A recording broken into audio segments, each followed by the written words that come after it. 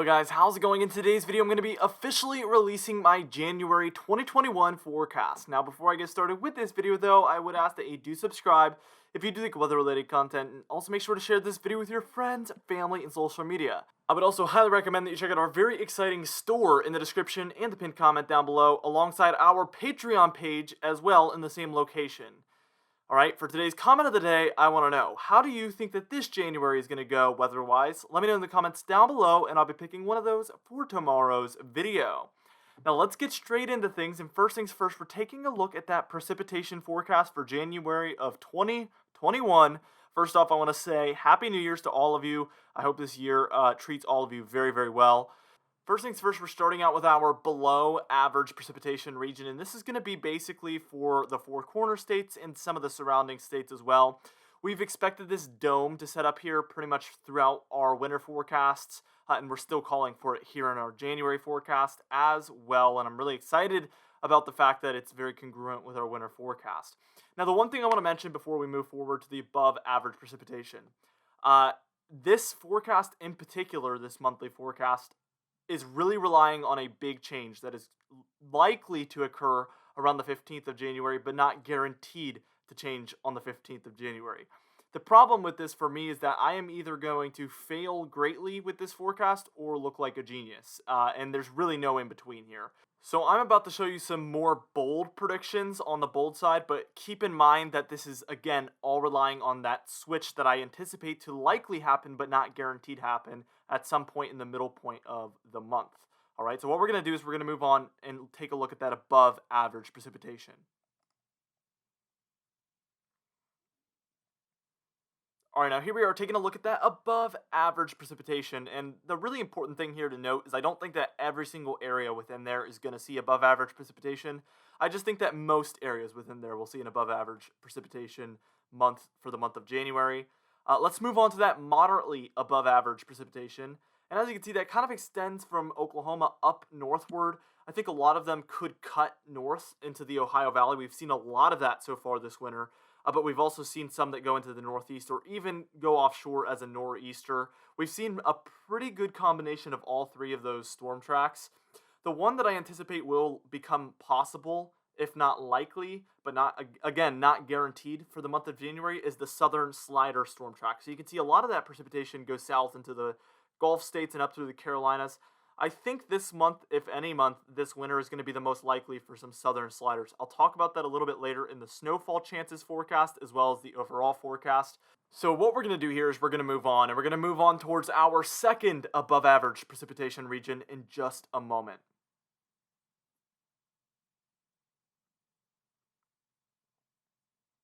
All right, now this region here that I'm showing you is for the Pacific Northwest, and we talked about this a lot of our winter forecast, that this area would have above average precipitation.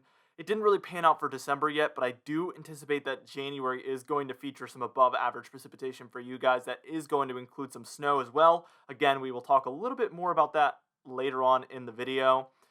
We even have a second layer here for California, Oregon, and Washington, especially the western portions of those states.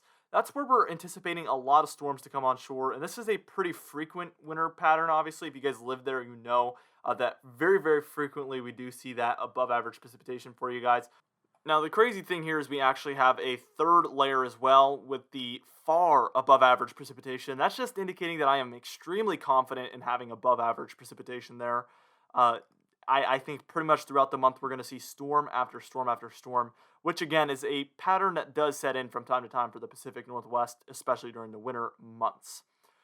All right, now let's take a look at that temperature forecast real quick. Here's the above average temperature region. As you can see, it's mostly set over the central United States there, and then also portions of New England, northern New England, a lot of the Northeast as well. And this is generally not always going to be the case. I don't think it's going to constantly be above average, but I do think that we will very frequently be above average with some cooldowns in between to really even it out. So it's going to be near normal, but above normal overall on paper. Now, up to the north, we have a moderately above average temperature region as well. And this is just an area where I'm more confident in the above average temperatures. I do foresee that later in the month that after the 15th, we will have very frequent Arctic blasts into this region, if not an occurrence where we see that polar vortex enter in. That's how confident I am, and that's how extreme I think that cold later in the month could be. Keyword there is could, because obviously things could change as well, especially that far out. That's why this is such a bold forecast, because I'm trying to predict something 15 days out that I think there's above a 50% chance will happen. So that's what I have to forecast, because that's what I think will happen, but I think the odds are a little bit lower than typically you would foresee in a monthly forecast. It's a confusing forecast this month, honestly, guys.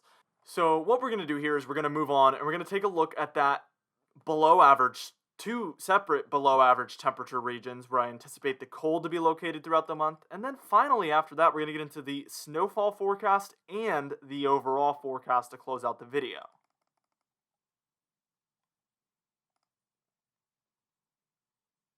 All right, now first things first, we're starting out with that cold on the west coast, and that's going to be kind of associated with the storminess. Again, we could anticipate some above average chances of snowfall up there for Oregon and Washington, and also Northern California as well.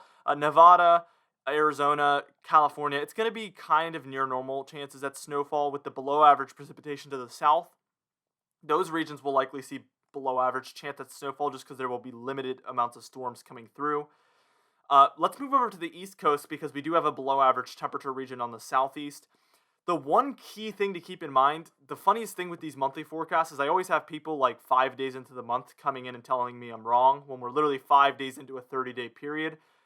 This is not going to feel this way for the first week, maybe even the first 2 weeks. I'm just telling you right now, if you go based on the first 2 weeks, you're going to think this forecast is absolutely wrong.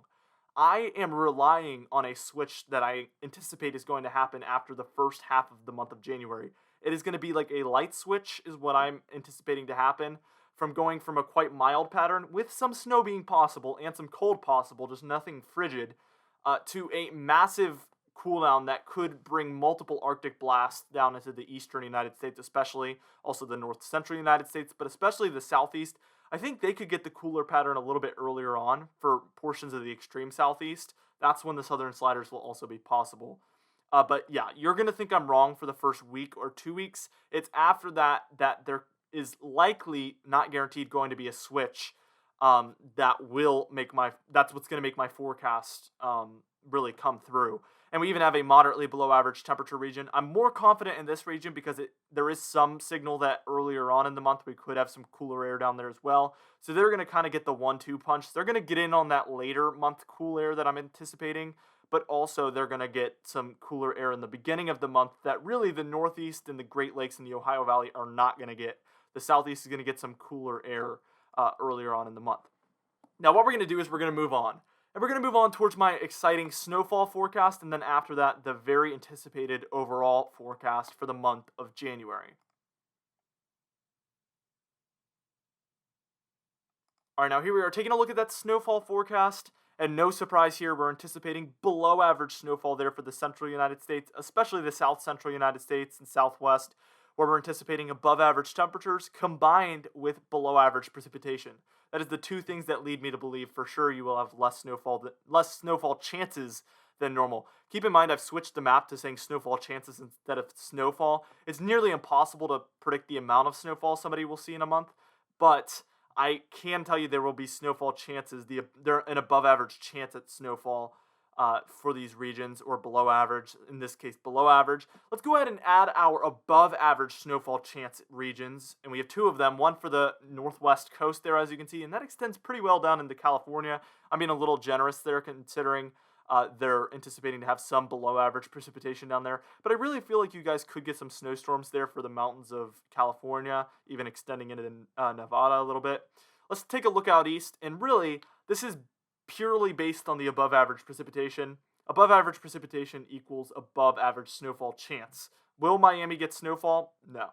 But they do have the above average precipitation alongside the below average temperatures, and that means above average chance. Keep in mind that chance is extremely thin, and it's likely that we will not see any snowfall anywhere near southern Florida. So what I wanted to point out as well is that this extends all the way to the Northeast, the Great Lakes. I think there is going to be multiple snowstorm chances that come through the eastern United States this month. Similar to December, we had a much above average snowfall chances throughout the month of December. We had one massive snowstorm, a historic snowstorm, obviously, in the middle portion of the month. But we had probably 4 or 5 very good snowfall events for the eastern half of the United States in December, which is much above average and much better than the previous 2 winters. And it looks like, at least for the most part, that is going to extend into January as well. We even have a moderately above average snowfall region here as well for California, Washington, and Oregon. And that's just an area where I'm even more confident. We have well above average precipitation combined with below average temperatures. That's indicating there's going to be big amounts of snowfall chances, potentially pretty far above average amounts of snowfall there. Now, for our exciting overall forecast that you guys have probably all been waiting for, we're going to start out in the Pacific Northwest like we always do. Cool and wet there for that mint green region. Even snowy in some regions as well, especially the higher elevation regions. To the south of there, more dry. And you saw it on our precipitation forecast. We're just anticipating less precipitation and not really an active storm track through there. I might have added that a little bit too far north there in California. I think you guys could get some precipitation for sure. Let's take a look at the Rockies. Typical snow there, maybe even more snow than normal, possibly, especially for the northern Rockies. We will have to wait and see how that plays out. It takes a lot to put you guys above average as far as snowfall, so we will have to see. It's hard to predict that for sure. And to the east of there, still frigid for that purple region. I wanted to remind you guys that even though you are having above average temperatures, above average from 20 degrees as your high temperature is still very, very cold. So it's going to be frigid no matter how you write it up for that region, especially later in the month where I actually think some below average temperatures could move in for a more brief period of time for sure. To the south, for the south central, warmer than normal. I think this is more of the region where we're going to have the most above normal temperatures for that south central region. To the east of there, we're just going to work our way from south to north, starting out with the colder than normal region there for the southeast, the extreme southeast. I really feel like you guys are going to get some colder air in the earlier half of the month, and you're going to benefit from that colder air in the second half of the month. That's going to be kind of what leads to overall, for the most part, mostly cold for the entirety of the month. For that pink region, snow possible. A lot of these regions have not had snowfall yet, and I think you are going to get some opportunities at snowfall within this region. Again, southern sliders seem most possible this month rather than December or February at this point. February is a bit far out. That could change, but I think maybe a southern slider or two is possible this month. Again, possible, not necessarily saying it's going to happen, but that is possible with the current pattern we're going to have, especially earlier in the month and maybe the middle portion as well. Colder later for that region to the north of there. Again, you're going to be warmer for that first half, but there is some cold air that is likely not guaranteed on the way for the later half of the month. And then up north, the white regions is just where I expect lake effect snow to happen a lot. I didn't write anything there, but that is what that means. And then kind of those lighter blue regions is cooler with snow. It's going to be a little bit warmer there for that earlier half of the month, but I think it's going to be a snowy month overall for that lighter blue region, especially later on. Anyway, guys, thank you so much for watching this video. This has been a really fun one to make, and I'm looking forward to another year here of running direct weather. This has been great. I'm looking really forward to the year of 2021. I think it's just going to be a great, great weather year, and I can't wait to spend it making videos for you guys each and every single day. Anyway, for today's comment of the day, I asked you guys, when do you think our next snowstorm chance will be? And Stunning Sports says, it looks like the next storm will be a nor'easter from Sunday into Monday, and I have been eyeballing that one too. We're going to start talking about that, I think, starting tomorrow. So I'll let you guys know. Obviously, you will see whether I do or not tomorrow morning. Anyway, for today's patron highlight of the day, I want to thank you all for supporting the channel, but especially our platinum patrons, Sebastian Tao, John Benbenick, Justin Quantrell, James Wade, Dovie Nagel, Alan Belemo, Adam S., Larry LePan, Donna Carnes, Cameron Marshall, and Aiden Mattis. Alongside our diamond patrons, Bill Roberts, Alan Sherry, Marcus Connolly, Noah Harley, Michael Codalesa, Michael Buell, Terry Curtis, Catbite, Charles Stinnett, Kellen Manhart, It's Jay, Cindy Klein, Alicia Davis, and Mark J. Thank you all so much for supporting the channel. If you would like to be on this Patreon end screen, you can do so by joining our very exciting and awesome Patreon page in the description and in the pinned comment down below. Anyway, guys, thank you so much for watching this video. Again, be sure to share it with your friends, family, and social media. I will see you guys in the next video.